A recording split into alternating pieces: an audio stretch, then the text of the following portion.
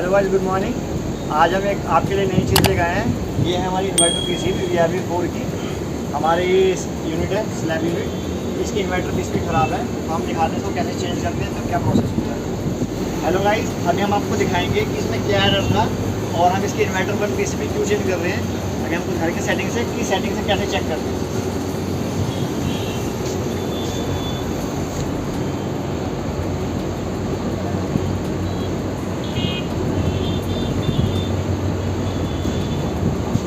ये देखिए, इसमें L2 देखिए L2 लिखा हुआ आ रहा है, L201, ठीक है। अब हम इसकी पीसीबी चेंज करेंगे। पहले हम इसकी सप्लाई चेक करेंगे, सप्लाई प्रॉपर कटी है नहीं कटी है। उसके बाद हम दिखाएंगे कि हमें एक हमारा डीसी भी होता है, उसको भी हमें चेक करना होता है। अगर हम उसको चेक नहीं करेंगे ना, तो इसका हमें शॉर्ट लगता है बहुत खतरनाक, और जिससे हम बच नहीं पाएंगे। देखिए, चेक करते हैं डीसी वोल्ट। ये एसी पे मेरा 60 किलोमीटर, ठीक है। ये न्यूट्रल, ये एक फेस, बी फेस, ये कुछ नहीं आ रहा, ठीक है। वाई फेस कुछ नहीं आ रहा, और ये आर फेस, ये पॉइंट, ठीक है। अभी इसका ये डीसी होता है, ये डीसी चेक करेंगे। पहले इसको हम सेट करेंगे इसको डीसी पे, डीसी वोल्ट पे।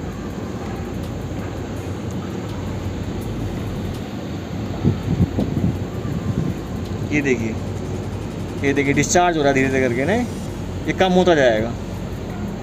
जब तक ये पूरा डिस्चार्ज ना हो जाए, 5-10 पॉइंट चल जाएगा फ़िलहाल, बट जब तक ये पूरा डिस्चार्ज नहीं होता, जब तक हमें पीसीबी को हाथ नहीं लगाना होता। अगर आप हाथ लगाएंगे पीसीबी को, तो आपको शॉर्ट भी लग सकता है। और दूसरी जैसे हमारी जो डीसी बोर्ड थी वो 155-140 के आसपास ही, अब देखिए 0 आ गई है, ठीक है। ये धीरे धीरे देखिए और कम हो रही है, पूरी 0 हो जाएगी। हमने इसको इसलिए हाथ नहीं लगाया क्योंकि जो हमारी इन्वर्टर पीसीबी होती है ना, ये देखिए, ये इन्वर्टर पीसीबी है, इसमें ना कैपेसिटर लगे होते हैं। अब ये कैपेसिटर में चार्ज होते हैं। जब हम सप्लाई ऑफ कर देते हैं, तो इसमें जो चार्जिंग होती है 400 डीसी या 500 डीसी जो भी होता है, तो वो इसमें यहाँ पे मेंशन हो रहा होता है। अगर हम इसको चेक नहीं करेंगे, और ऐसी पीसीबी खोलने लग जाएंगे, तो हमें शॉर्ट लग सकता है। इसलिए हमें ये चेक करना बहुत ज़रूरी होता है। जैसा कि आप देख रहे हैं, हमने पूरा अपना पैनल उतार दिया है। ये हमारी इन्वर्टर 1 पीसीबी है, और ये हमारी इन्वर्टर 2 पीसीबी है। हमारी ये इन्वर्टर 1 पीसीबी फॉल्टी है, इसको हम चेंज करेंगे। इसको चेंज करेंगे।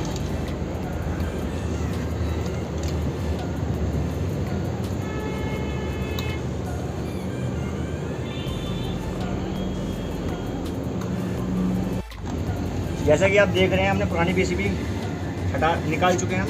ये पुरानी पीसीबी हमारी, और ये हमारी नई पीसीबी हम लगा रहे हैं इसको।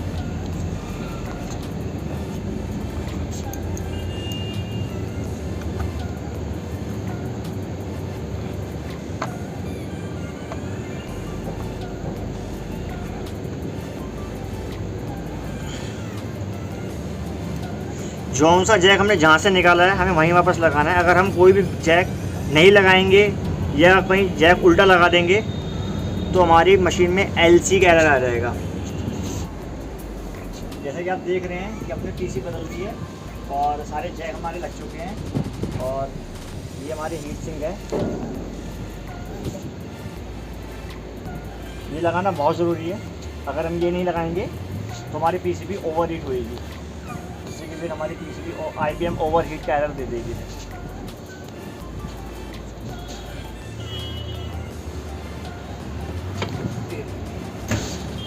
ये हमारा AIT का पाइप।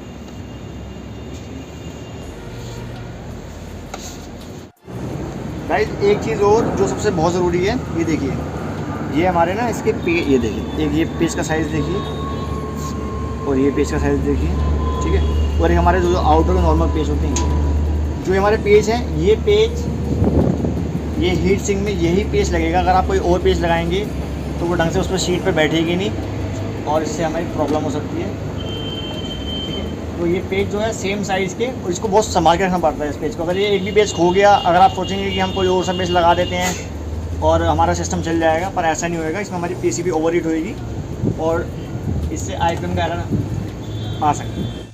फाइनली पीसीबी लग चुकी है और सिस्टम हमारा रेडी है, तैयार है, ठीक है। और ये पुरानी पीसीबी है और ये देखिए अब हमारे कंप्रेसर हमारा चल चुका है, इन्वर्टर 1 कंप्रेसर।